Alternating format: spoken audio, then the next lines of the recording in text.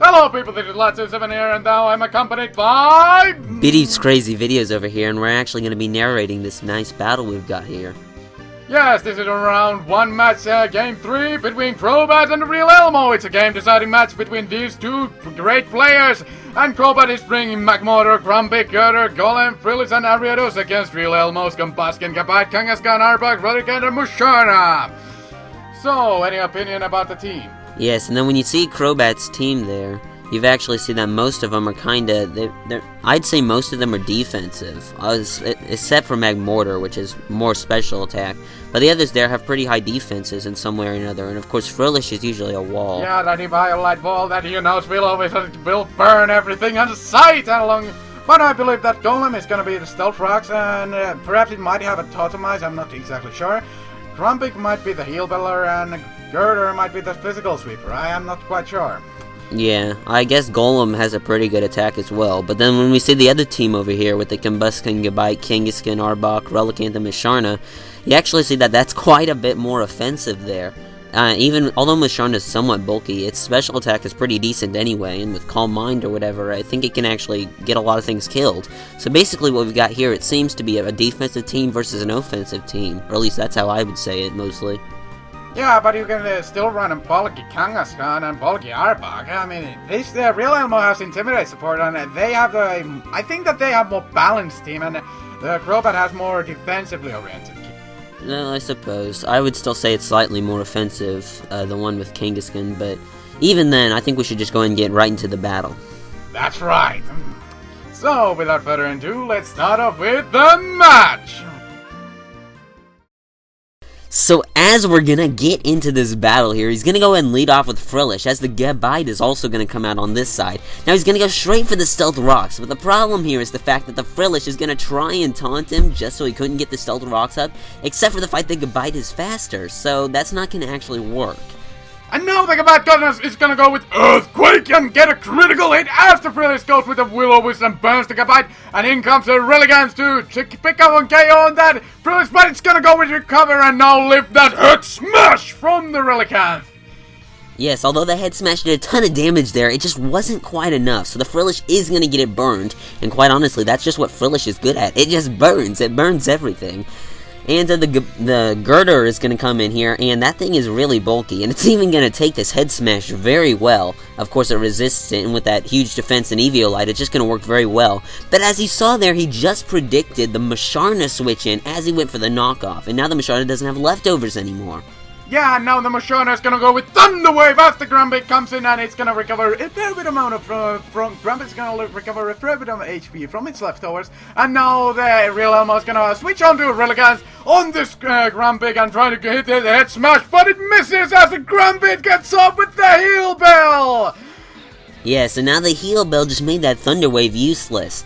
So now the Grumpy isn't paralyzed anymore, and as this Kangaskhan is gonna come in here, it's just gonna go straight for the Earthquake, but it isn't gonna be quite enough. Just that little bit there, and now this is where all the issues start. It's gonna get, the Grumpig's gonna get the Thunder Wave off onto this Kangaskhan, as it's finally gonna get the kill on Grumpig, and now this is where the problems start. As this Frillish comes in here, now the Kangaskhan won't be able to immediately kill it. It's going to have that much little HP left, but it's going to be faster now, and now it'll continually recover. And this is an issue for Kangaskhan, because if it keeps going for double edge, it's just going to kill itself with a recoil. And yeah, it doesn't seem to have leftovers to kind of fight against the recoil, so now the Arbok is going to come in on the Frillish, and now real Elmo is going to pull a double onto the Relicanth as the Girder comes in. I didn't know Relicanth is a real bad situation.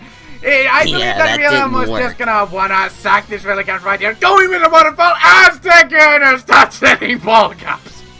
Yes, and I've used Conkeldurr before, and Conkeldurr with bulk up is good, so Eviolite Girder with bulk up, it's gonna be good too. There's a reason there's people I know who really despise these Pokemon, like Girder and Conkeldurr. Yeah! But yeah, they get work done. But Arbok is gonna come in, go with Switcheroo, and take out their Violet, switch it into Skyward, and lock this Girder in one move so it couldn't sweep the entire team. And now the Musharna comes in, gets knocked off, and the knockoff only does 28%. So the Moshana will have the opportunity to go with the Moonlight! As the Magmortar Yes, and that's going to be quite helpful, but the Fire Blast is going to miss here, even then, it's still going to get the Thunder Wave off, so now this Magmortar is paralyzed. As you see, there's a lot of paralysis and status conditions going on in this battle, as the Gabite is going to go ahead and come back in. However, seeing that, he doesn't want to take an Earthquake, so he's going to go back out into his Girder, which is pretty much a tank, and you're going to see the Earthquake do that much damage, but not just quite enough.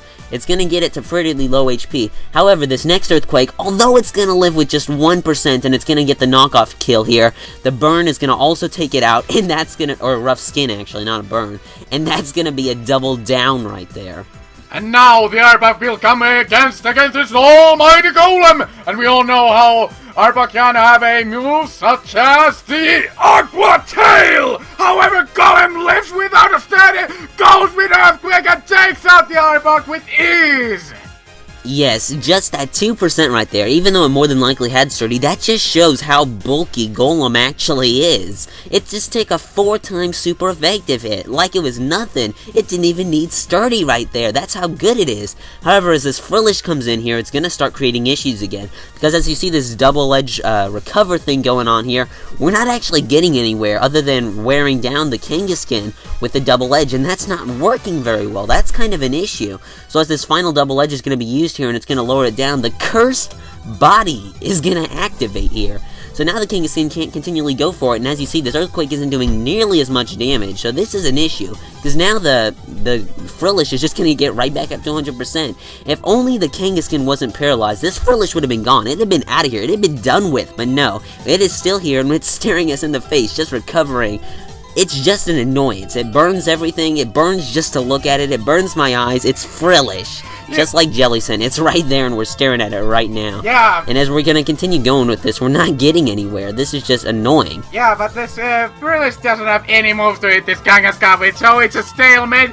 But as the disable will end, the real Elmo is gonna switch onto the Moshana, not sacking the Kangaskhan just yet, and the Frillish goes with taunt onto the Moshana, preventing it from using Thunder Wave, and then it misses the Will-O-Wisp, and the Moshana goes with Psychic, doing a pitiful 25%, as the Frillish will now hit the Will-O-Wisp on the Moshana, and now also get burned by the Synchronize, and now the Moshana will be withdrawn into Kangaskhan. And now the Frillish goes with the taunt once more, and now the Kangaskhan can finally get its revenge on the Frillish and take it out with Fake Out Blast Burn! Yes, Kangaskhan finally gets that thing killed, and as this Arbok, or not Arbok, what is that thing? Ariados. Yes, whatever, Ariados. They both start with A's.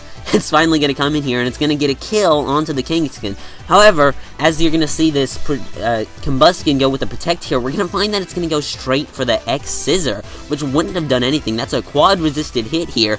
So basically, he wanted his Ariados to die right there, because it couldn't have done anything. So he just needed to basically let it die to get in a safe switch. However, it's not really all that safe, because all he has left from this point is his Magmortar, which is paralyzed. Yeah, but and the this is where we're going to have a lot of even though it's paralyzed, in. it's gonna be determined. It's gonna be determined to take out this Combustion with the almighty Thunderbolt, what it possesses. And therefore, even though the Combustion will try to go in its substitute, it will insist on hitting every single Thunderbolt it has.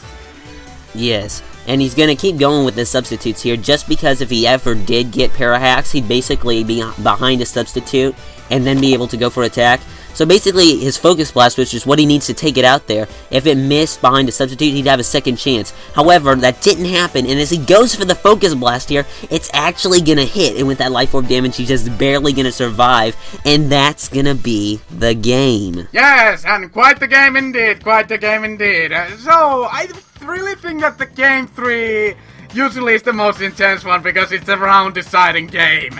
And yeah, that was a fitting end for the round 3. Well, not the round 3, the Game 3. Just barely winning the game with the Moshana and Combustion. Even if that Magmortar would have been specs, I think that Moshana should have been able to lift the hits, but even then, who knows for sure? Something could have gone wrong. What if he misclicked for all we know? Yeah, but so basically, yeah. Yeah, but the Moshana was burned, so it would have had that residual damage. So perhaps Magmortar could have won the game. Who knows? Yeah. So basically, that Focus Blast right there could have made all the difference in this game. It was that close. That was pretty good. what a clutch victory! So yeah, thank you guys for watching, thank you guys for enduring our narration, and like always, leave a like, leave a comment, and you may finish this off, Bidoof, I mean... Yeah. Alright, so, as Latsu7 would say, you may have a fine day. This is BCV and Latsu7 signing off here, and believe it or not, there wasn't a clock.